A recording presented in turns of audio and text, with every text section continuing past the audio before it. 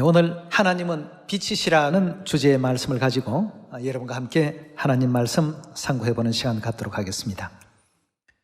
요한일서 1장 5절의 말씀을 보면 하나님에 대한 속성을 설명할 때 하나님은 빛이시라고 이렇게 표현을 했습니다. 하나님께서 태초에 빛과 어두움을 창조하시는 그 과정 속에 빛을 어떤 속성을 가지도록끔 창조해 놓으셨는지를 여러분들은 또 일상생활 속에서 접하는 그 빛을 보면 잘 이해할 수 있으리라고 믿습니다. 만물을 지으실 때 하나님께서는 뜻없이 지으신 것이 없다라고 되어 있지 않습니까? 자, 그런데 빛을 향하게 되면 우리 뒤에 뭐가 생깁니까? 그림자가 생깁니다. 빛을 향하면 그림자는 뒤로 물러서는데 빛을 등지면 어떻습니까? 그림자가 우리 앞을 가로막게 됩니다. 참 이상한 속성을 가지고 있습니다. 우리가 빛을 향하면 그림자는 뒤로 물러가는데, 다시 말해서 어두움의 세력은 뒷줄에 설 수밖에 없는데, 우리가 빛을 등지면 항상 어두움은 우리 앞에 놓이게 됩니다. 그렇지 않습니까? 다시 말해서 하나님의 어떤 거룩하신 그 뜻을 70억 천도라는 큰 대명제를 또 받고 그 일을 이제 지금 수행하고 있는 그러한 과정 속에 우리 모두가 있습니다. 참으로 복된 일을 우리에게 또 하나님께서 허락해 주셨습니다. 근데 이 일이 등을 지느냐 마주하고 그 일을 향해서 나아가느냐에 따라서 항상 우리 뒤에는 그림자가 생길 수도 있고 또 우리 앞에 그림자가 생길 수도 있습니다. 앞에 그림자가 생긴다는 것은 뭔가 은혜롭지 못하고 좋지 않는 일들이 우리를 가로막는다는 의미가 될 것이고, 그 그림자가 우리 뒤에 물러선다라고 하는 것은 우리의 그 미래가 더욱더 밝을 수밖에 없다는 것을 의미한다고 보시면 되겠습니다. 자, 이처럼 하나님의 어떤 그 빛이라는 속성은 이와 같은 특성을 가지고 계시기 때문에 항상 그 부르심의 사명, 또 명하신 그 모든 일들을 향해서 나아가야지, 그 명하신 어떤 일들이 등을 지게 된다라고 한다면 그 다음부터의 우리의 미래는 절대 밝을 수가 없습니다. 해를 등지고는 그 그림자를 우리 앞에 둘 수밖에 없는, 즉 다시 말해서 은혜롭지 못한 어떤 상황이 우리 앞에 전개될 수밖에 없다는 것입니다. 그 내용은 아주 간단합니다. 빛을 향해서 등을 지느냐, 빛을 바라보고 나아가느냐, 이 두 길 가운데 한 길입니다. 그렇다면 여러분들과 저의 밝은 미래를 위해서도 빛을 향해서 나아갈 수 있는 그런 우리가 되어야 안 되겠습니까? 빛을 향해서 나아가기 위해서 우리가 또 하나님을 올바르게 또 알아야 되겠고, 하나님을 영접해야 되겠고, 하나님을 또 만날 수 있는 그런 우리가 되어야 안 되겠습니까? 그 하나님이 어디 계신지를 알아야 그곳으로 갈 것이고, 또 하나님이 누구신지를 알아야 하나님께 나아가서 우리의 또 축복을 간구할 수가 있고, 야곱처럼 환도뼈가 위골되는 아픔이 있다 할지라도 미래의 그 축복을 향해서 하나님께 저를 축복해 주십시오, 축복 없이는 절대 고향으로 돌아갈 수 없습니다, 축복해 주십시오 라고 할 수 있는, 정말 참 하나님을 진실되게 향해서 나아갈 수 있는 우리의 어떤 신앙이 된다면 우리 앞에는 그칠 것이 없습니다. 하나님을 향하는 사람은 어떤 곳에 있더라도 하나님은 빛이시기 때문에 결단코 어두움이 우리를 막을 수 없고 가릴 수가 없습니다. 항상 어두움은 우리 뒤편으로 물러나게끔 되어 있죠. 그래서 70억 전도와 더불어서 금년도에도 아버지 어머니 그 뜻을 바르게 또 실행할 줄 알고 실천할 줄 아는 우리 모두가 되도록 합시다. 요한계시록 22장 17절의 말씀 보겠습니다. 성령과 신부가 말씀하시기를 어떻게 했습니까? 그 음성을 올바르게 알아듣고 하나님께로 나아가는 사람들은 하나님을 등지는 사람입니까? 하나님을 향하는 사람입니까? 오라고 했을 때 그 부르심에 순응하는 어떤 그 자세나 그 위치나 그 모습들은 하나님을 향하는 모습입니다. 오라 하는데 등을 지는 이와 같은 사람들은 오라 하시는 그 부르심을 순응하지 못하는 어떤 사람일 경우에 등을 질 수밖에 없습니다. 하나님께 나아가면 그곳에는 값없이 허락되는 생명의 물이 있다라고 이렇게 우리에게 일깨워주고 있습니다. 그렇다면 온 인류는 성령과 신부의 이와 같은 부르심과 초대에 모두가 응해야 됩니다. 하나님을 향해서 성령과 신부를 바라보고 나아갈 줄 아는 우리가 될 때에 아브라함처럼, 노아처럼, 또 야곱처럼, 또 사도 바울처럼, 베드로처럼 축복의 대열에 설 수가 있는 것이죠. 하나님을 잠깐이지만 부인하고 등을 졌던 그 베드로의 경우 얼마나 그 시간이 고통스러웠겠습니까? 물론 미래의 그 베드로를 교회의 지도자로 세우기 위한 하나님의 어떤 뜻이 계셨고 그의 그 교만함을 꺾으시고 항상 성도들을 섬길 줄 알고 낮출 수 있는 이런 어떤 그 위치에 두시고자 하시는 보이지 않는 섭리는 계셨죠. 베드로가 3번씩이나 예수님 부인하고도 예수님께서 네가 나를 사랑하느냐 3번 또 얘기하시면서 다시금 그의 어떤 원래의 그 위치를 되찾아 주셨던 것처럼 다른 제자들은 다 도망가 버렸는데 그 베드로는 늘 그 믿음 좋은 어떤 제자로서 예수님을 끝까지 남아서 지키겠다라고 했던 그런 결연한 믿음을 가진 자였고 또 다른 제자들은 밤 사경에 무리를 걸어오시는 예수님을 바라볼 때 유령인가 해서 두려워서 쳐다보지도 못했는데 베드로만큼은 뉘시오니까 만일 주시거든 나로 하여금 이 무리를 걸어오라 명하소서. 이런 어떤 그 믿음을 가졌던 믿음의 소유자였습니다. 만약 베드로에게 약간의 어떤 그 문제가 없는 가운데서 초대교회를 이끌라고 했더라고 한다면 베드로는 굉장히 아마 교만했을지도 모릅니다.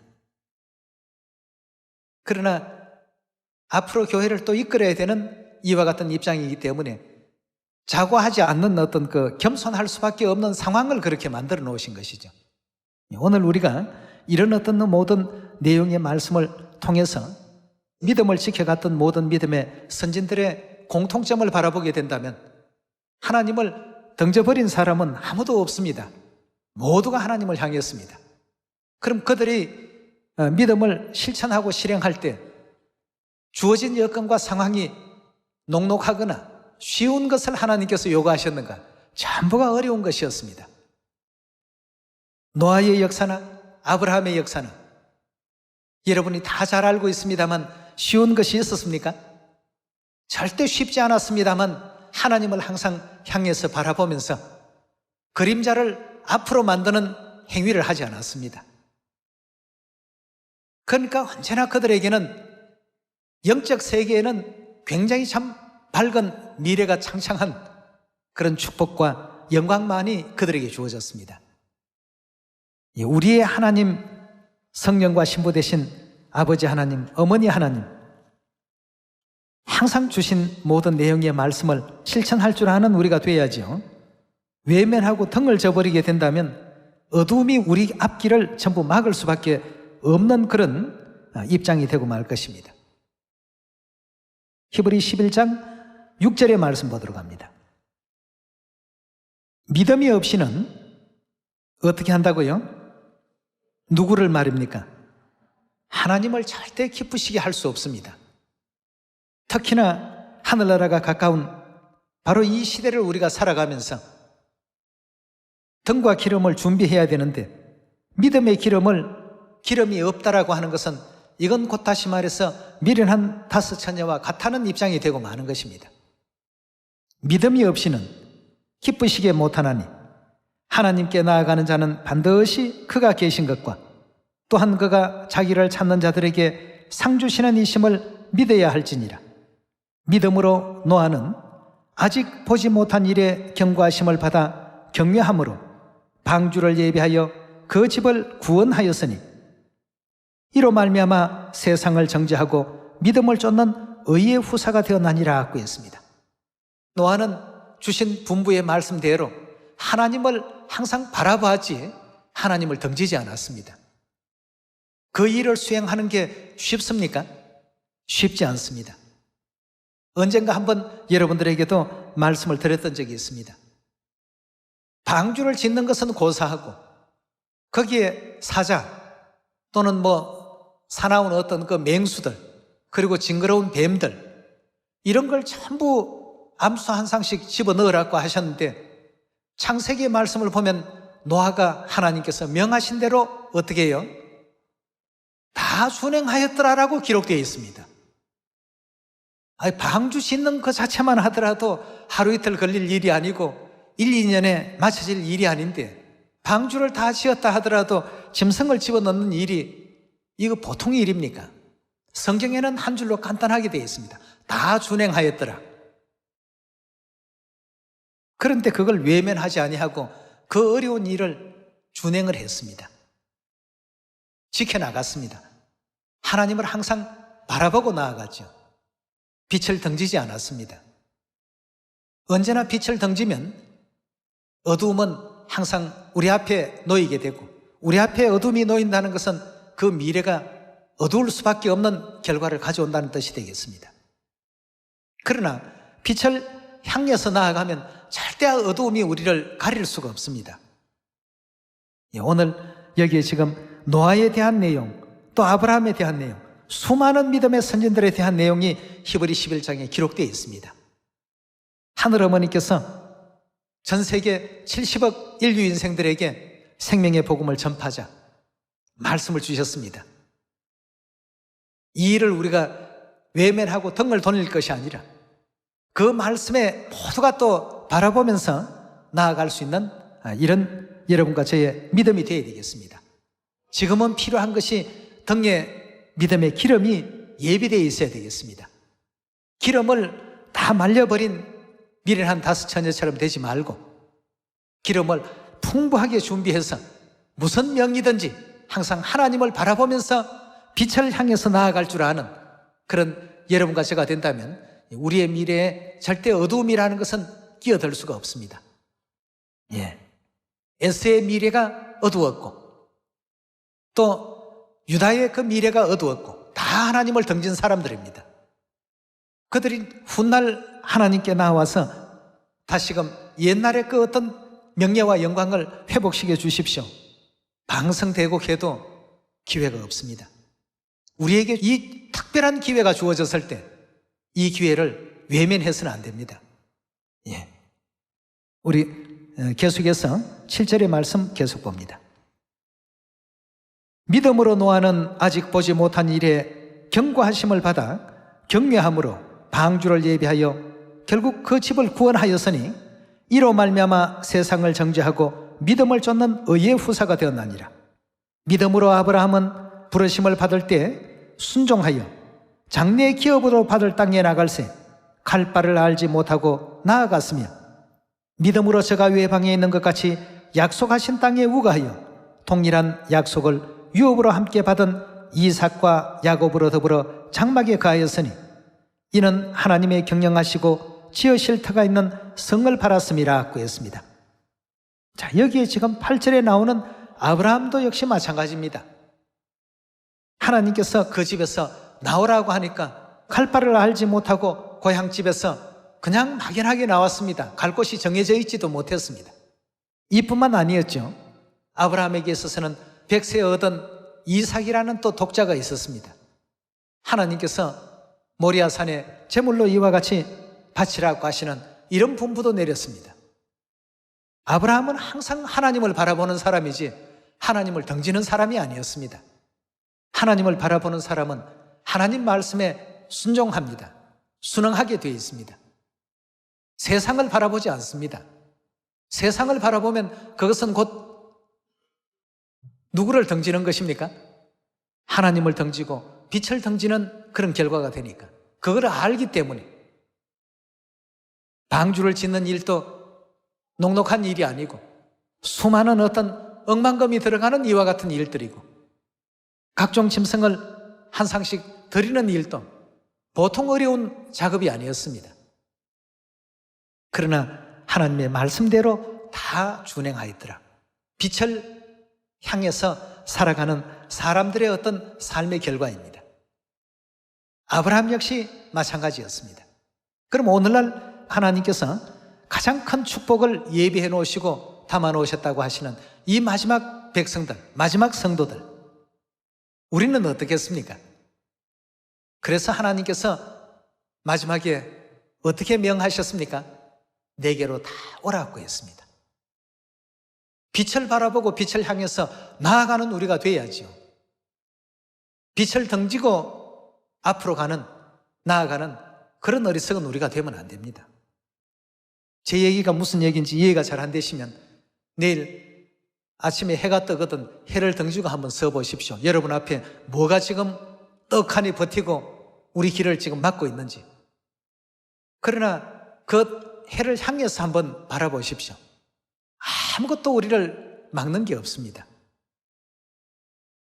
그래서 하나님께서도 그 옛적 솔로몬의 어떤 그 장래에 대한 것을 말씀을 주실 때 사울은 하나님께서 폐위시킴으로 말미암아서 그에게서 하나님의 어떤 축복과 영광이 떠나버렸지만 다윗은 하나님에 대해서 늘 진실되게 하나님만 바라보았던 이와 같은 사람이었기 때문에 그 아들 솔로몬에게 있어서도 솔로몬은 폐위시키거나 이렇게 하지는 않는다. 그럼 그가 잘못할 때는 뭘로 다스린다고 하셨냐 하면 사람 막대기와 인생 채찍으로 그를 다스리겠다고 했습니다. 예, 그런 정도로 다윗이 항상 하나님만 바라보고 하나님만 생각하고 어려운 일이 있을 때마다 하나님께 의논 드리고 하나님 외에는 자기의 이 모든 문제들을 해결해 주실 분이 아니 계신다는 것을 너무나도 잘 알기 때문에 또 우리 믿음의 조상 다니엘은 또 어땠습니까? 사자굴 속에 들어가서 사자를 바라봤습니까? 하나님을 바라봤습니까? 사자들이 옆에 와서 어르렁거리는데도 거기에는 전혀 개의하지 않았습니다. 다니엘의 시선은 언제나 하나님을 향했습니다. 여러분, 우리 모두가 영원한 그 천국으로 돌아가는, 고향으로 돌아가던 야곱과 같은 그런 입장에 있습니다. 빛을 던져버리면 그때부터는 어둠이 우리를 가로막습니다. 우리의 그 미래를 어둡게 만듭니다. 그러나 언제나 빛을 향하는 사람에게는 어둠이 절대 우리 앞을 가로막을 수 없습니다. 하나님께서 만물을 지으실 때 뜻없이 만드신 것이 있다 했습니까? 없다 했습니까? 전부가 뜻이 있다고 했습니다. 빛이라는 이 속성을 만드신 의미도 바로 그런 데 있기 때문에 하나님께서는 하나님의 속성을 만들어진 이 만물에 비유할 때 빛이라고 이렇게 표현하셨습니다. 그럼 우리 앞에 여러분 장애물을 만들고 어두움을 만들고 싶으면 하나님을 등지면 됩니다. 그러나 앞에 있는 모든 것이 탄탄대로이기를 원한다면 언제나 오라고 하시는 성령과 신부를 바라보고 거기에 대한 믿음을 갖고 천국을 향해서 열심히 달려갈 수 있는 여러분과 제가 꼭 되시길 바라겠고요. 아버지 어머니에 대한 그 믿음을 잃어버리시면 안 됩니다. 그 잃어버리는 순간 결국 우리 앞에 어두운 그림자가 낄 수밖에 없습니다. 다른 사람들은 어찌할지 몰라도 그 어두움은 결코 내 앞을 가로막는 일은 없을 것이다. 왜냐? 나는 언제나 빛을 향하는 사람이기 때문에.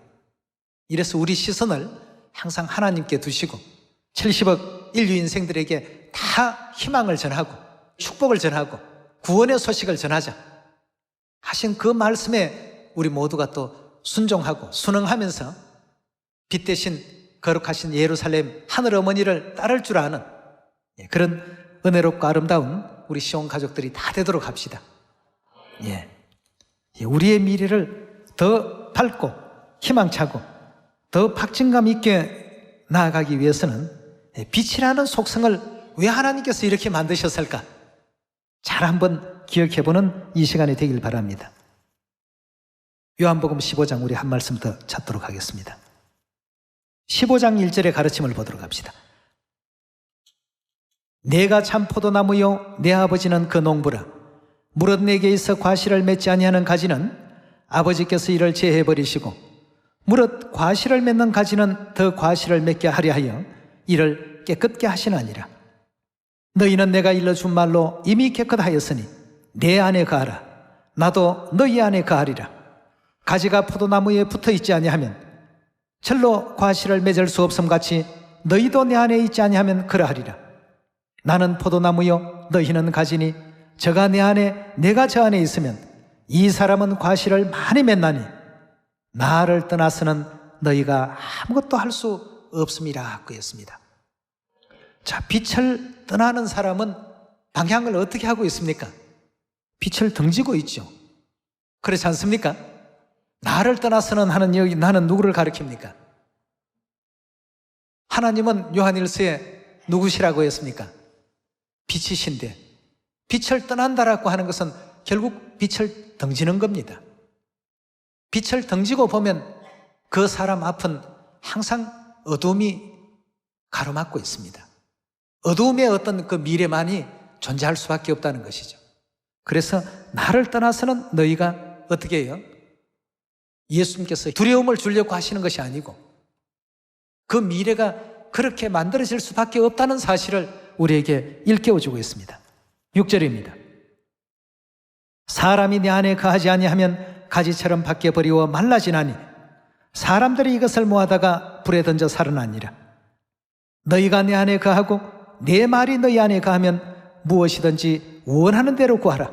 그러면 다 이루어질 것이다 하고 했어요. 예. 빛을 향하는 사람은 원하는 바를 다 이룰 수 있습니다.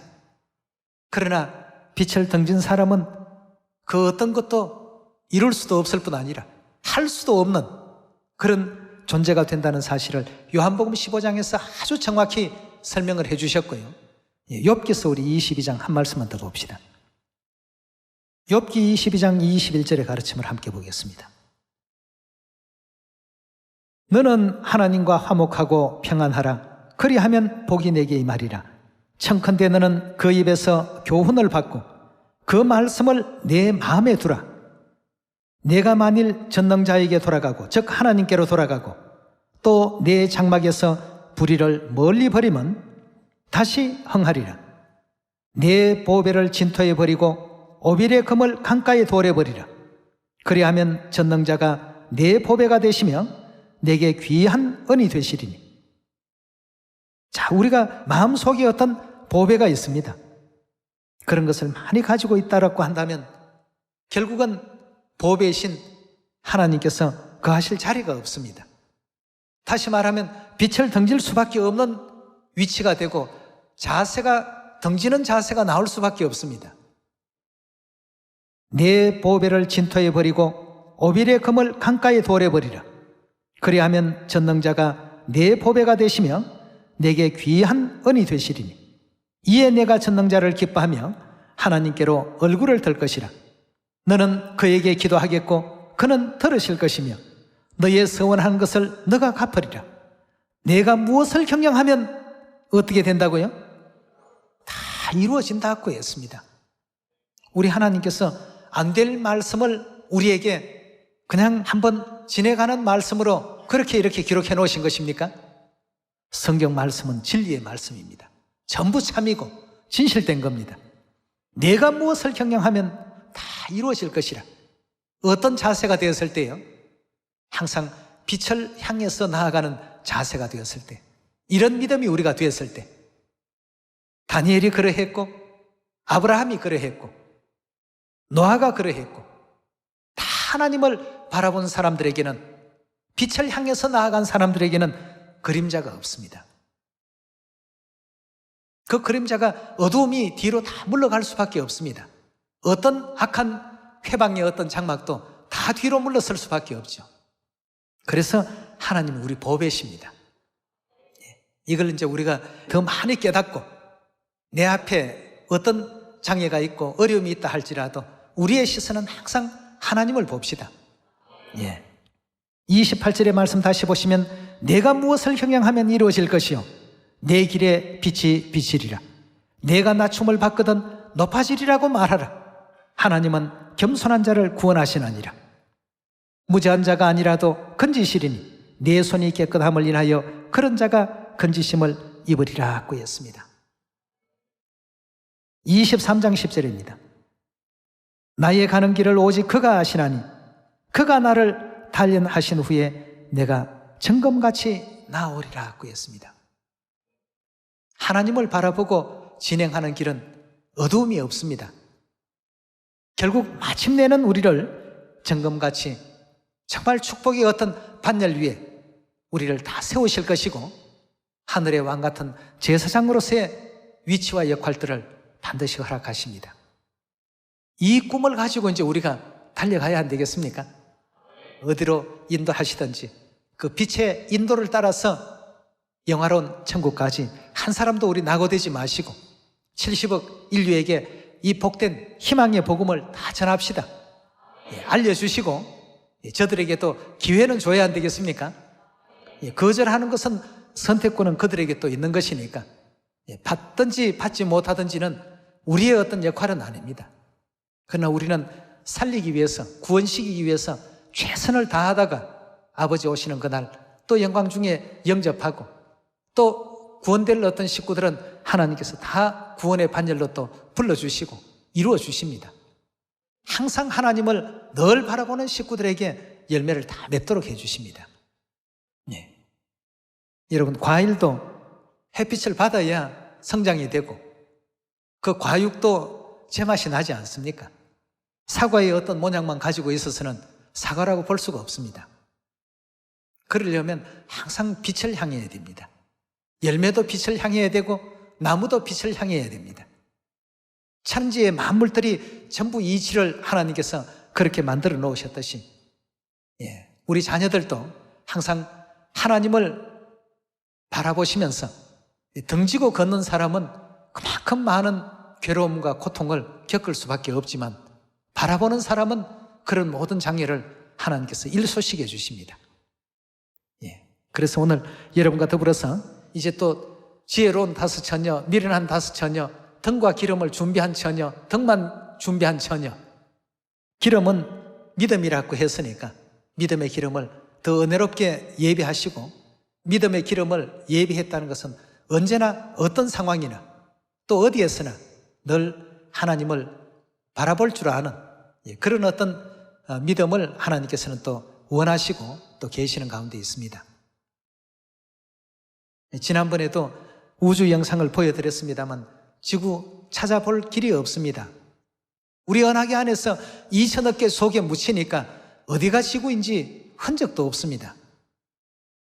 그러나 우리가 누릴 그 영광은 그것의 수천 배, 수만 배의 영광을 하나님께서 이 말로 형언할 수 없는 영광을 예비해 놓으셨습니다. 이 땅에서의 잠깐의 어떤 그 수고가 영원한 어떤 영광으로 하나님께서 변화시켜 주신다는 것 꼭 기억하시고 힘냅시다. 더 힘을 많이 내시고 더 열심히 전도하시고 더 아름다운 복음의 열매 맺어서 아버지 어머니께 큰 축복받는 우리 시온 가족들이 다 되시길 부탁드리면서 말씀 마칩니다. 감사합니다.